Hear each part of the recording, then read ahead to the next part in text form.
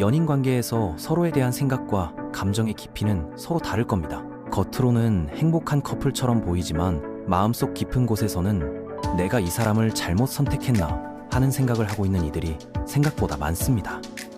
진솔한 대화를 나눠보면 불만의 리스트가 줄줄이 나오죠. 우리 집 인테리어에 대해서는 전혀 의견이 맞지 않아. 가족 모임 때마다 어색한 분위기가 연출돼.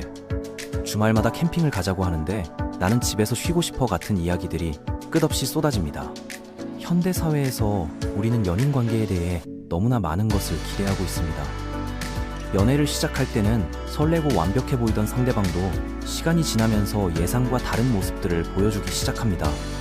상대방이 자신의 가족을 지나치게 우선시한다거나 집안 꾸미기에 대한 취향이 전혀 맞지 않는다거나 캠핑 같은 야외 활동을 극도로 싫어한다거나 하는 일들이죠.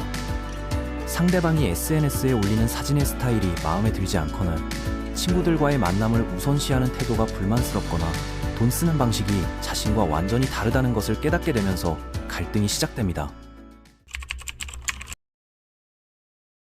처음에는 이 정도는 충분히 맞춰갈 수 있어 라고 생각했던 차이점들이 시간이 지날수록 점점 더 크고 해결하기 어려운 문제처럼 느껴지기 시작합니다. 그런데 더 놀라운 것은 이런 불만들이 쌓일수록 오히려 상대방을 더욱 사랑하고 싶다는 마음도 커진다는 점입니다. 함께 행복하게 살고 싶다는 간절함도 더해지죠. 하지만 동시에 이 관계를 지속하는 것이 거의 불가능에 가까워 보이는 모순적인 상황에 빠지게 됩니다. 밤늦게 침대에 누워서 정말 이 사람과 평생을 함께 살 수 있을까라는 생각에 잠 못 이루는 밤들이 늘어갑니다. 과연 이런 복잡한 감정의 원인이 무엇일까요? 우리가 잘못된 사람을 선택한 것일까요? 아니면 더 근본적인 문제가 있는 것일까요? 지금부터 우리가 사랑에 대해 오해하고 있는 본질적인 문제와 그 해답에 대한 이야기를 시작해 보겠습니다. 문제의 핵심은 상대방이 부족한 사람이어서가 아닙니다. 우리 모두가 연애와 결혼에 대해 잘못된 개념을 물려받았기 때문입니다. 사회에서 가르쳐준 사랑의 정의는 두 사람의 삶을 거의 모든 영역에서 완전히 일치시키는 것이었습니다. 같은 공간에서 생활하고 매일 같은 시간에 식사하고 한 침실을 공유하며 취침과 기상 시간을 맞춰야 한다고 배워왔습니다. 성적 욕구와 상상까지 완전히 동조해야 하고 서로의 모든 친구들을 좋아해야 하며 여가 시간을 보내는 방식도 비슷해야 한다는 압박감을 느끼고 살아왔죠. 또한 서로의 가족들과 정기적으로 만나야 하고 모든 인간관계를 공유해야 하며 세상사의 모든 주제에 대해 비슷한 견해를 가져야 한다고 여겨왔죠. 정치적 성향, 종교적 신념, 육아 철학, 경제관념, 미래에 대한 꿈까지도 모두 일치해야 한다는 무언의 압박을 받으며 살아왔습니다. 이런 완벽한 조화의 모습은 분명 아름다운 환상이지만 동시에 지옥과도 같은 압박감을 만들어내는 비현실적인 기준입니다. 한 사람에게 이렇게 가혹한 기대를 품는다는 것 자체가 불공평한 일이니까요. 세상에 우리와 모든 면에서 완벽하게 일치하는 사람이 존재할 리가 없는데도 말이죠. 그런데 이와는 완전히 다른 접근법이 있습니다. 연인관계라는 것이 굳이 그렇게 복잡하고 무리한 목표를 추구할 필요가 없다는 관점 말이죠. 만약 우리가 연인에게 기대하는 것들을 좀 더 현실적이고 핵심적인 몇 가지로 줄일 수 있다면 어떨까요? 실제로 우리가 연인에게서 진정으로 필요로 하는 것이 무엇인지 깊이 생각해보면 핵심은 단 3가지로 요약될 수 있습니다. 이 3가지만 충족된다면 나머지 수많은 차이점들은 큰 문제가 되지 않을 것입니다. 오히려 그런 차이점들이 관계의 다양성과 흥미로움을 더해줄 수도 있죠. 가장 중요한 첫 번째는 따뜻한 마음입니다. 우리의 부족한 점들을 너그럽게 받아들이고 있는 그대로의 모습을 인정해주는 사람이 필요합니다. 완벽하지 않은 우리를 꾸짖거나 고치려 하기보다는 그런 모습까지도 사랑스럽게 바라봐주는 시선이야말로 진정한 위안이 되죠. 서로의 실수나 약점을 비난의 대상이 아닌 인간적인 특성으로 이해해주는 관계 말입니다. 완벽하지 않아도 괜찮아. 그런 모습도 너니까 라고 말해주는 사람이 필요한 거죠. 우리가 실패했을 때 왜 그런 선택을 했을까 라고 비판하는 대신 힘들었겠다. 다음에는 더 잘할 수 있을 거야 라고 다독여주는 사람 말입니다. 아침에 일어나서 부스스한 모습을 봐도 스트레스 받아서 신경질적으로 굴어도 가끔 어린아이처럼 투정을 부려도 그 모든 것을 자연스럽게 받아들여주는 따뜻함이 필요합니다. 그 다음으로는 마음을 열고 소통할 수 있는 환경입니다. 우리의 불안함이나 걱정거리, 마음의 균형을 잃게 만드는 고민들을 솔직하게 털어놓을 수 있는 상대가 필요합니다. 항상 강하고 완벽한 모습만 보여줘야 한다는 부담 없이, 때로는 연약하고 불완전한 모습도 자연스럽게 드러낼 수 있는 관계죠. 오늘 직장에서 정말 힘든 일이 있었어. 요즘 미래에 대한 걱정 때문에 잠을 잘 못 자고 있어. 가족 문제로 마음이 복잡해. 라고 솔직하게 이야기할 수 있는 사람이 필요합니다. 상대방도 마찬가지로 자신의 진짜 모습을 편안하게 보여줄 수 있어야 합니다. 서로의 취약함을 공유할 수 있는 안전한 공간을 만들어주는 관계 말이죠. 판단당하거나 비웃음당할까봐 두려워하지 않고 진심으로 위로받고 이해받을 수 있다는 확신을 가질 수 있는 그런 소통의 통로가 필요합니다. 마지막 세 번째는 서로에 대한 깊은 관심과 이해입니다. 우리 내면의 복잡하고 모호한 감정들, 특별한 집착이나 걱정거리들, 세상을 바라보는 독특한 시각에 대해 진심으로 궁금해하고 이해하려 노력하는 사람이 필요합니다. 그리고 우리 역시 상대방의 그런 내면을 알고 싶어하고 받아들일 수 있어야 하죠. 단순히 어떤 영화를 좋아해? 수준의 관심이 아니라 왜 그런 영화에 끌리는지까지 궁금해하는 깊이 있는 관심이 필요합니다. 상대방이 어떤 상황에서 기뻐하고 어떤 일에 상처받으며 무엇을 두려워하는지 세심하게 관찰하고 기억해주는 사람이 필요한 것이죠.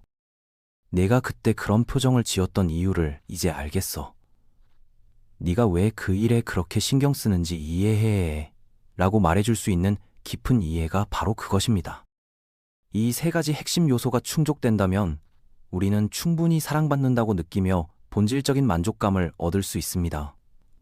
그 이후에 나타나는 수백 가지 다른 영역에서의 차이점들은 큰 문제가 되지 않습니다. 파트너나 친구들, 일상생활에서의 취향 차이가 때로는 불편할 수 있지만 그럼에도 불구하고 우리는 만족스러운 관계를 유지할 수 있을 것입니다. 상대방이 클래식 음악을 좋아하는데 내가 팝송을 선호한다고 해서, 상대방이 등산을 즐기는데 내가 카페에서 책 읽기를 좋아한다고 해서 관계가 위험해지지는 않을 것입니다. 중요한 것은 서로 다른 취향을 인정해주고 각자의 시간을 존중해주며 함께 있을 때는 진심으로 따뜻하게 대해주는 것이니까요. 만약 이런 핵심적인 정서적 만족은 없으면서 고전 문학이나 인테리어 디자인, 사교 모임의 모든 취향에서만 의견이 일치한다면 어떨까요?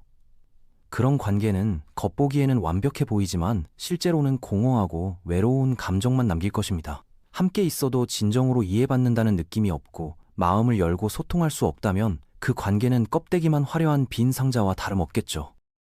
반대로 취향과 생활 패턴은 많이 달라도 서로를 진심으로 아끼고 이해해주는 관계라면 그 차이점들조차도 관계를 더욱 풍성하게 만드는 요소가 될 수 있습니다. 우리가 연인관계에 대한 기대치를 좀 더 현실적으로 조정한다면 많은 커플들을 괴롭히는 불필요한 갈등과 상호 간의 못된 감정들을 피할 수 있습니다.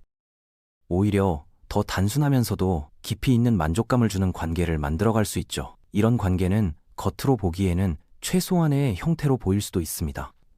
함께 사교 활동을 많이 하지 않을 수도 있고 서로의 가족들과는 거의 만나지 않을 수도 있습니다. 경제적인 부분도 몇 가지 영역에서만 공유할 뿐이고 아예 따로 살면서 일주일에 두세 번 정도만 만날 수도 있죠. 심지어는 서로의 사생활에 대해 지나치게 자세한 질문을 하지 않을 수도 있습니다. 각자의 개인적인 시간과 공간을 충분히 존중해주면서 함께하는 시간에만 집중하는 관계 말이죠.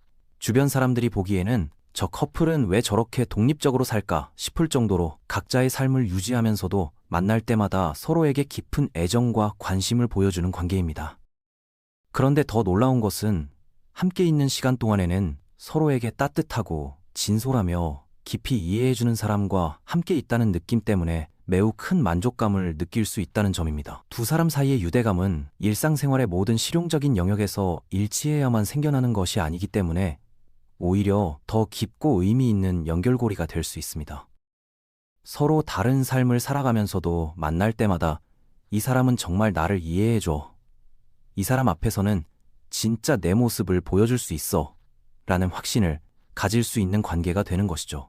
이런 관계에서는 상대방을 바꾸려고 노력할 필요가 없습니다.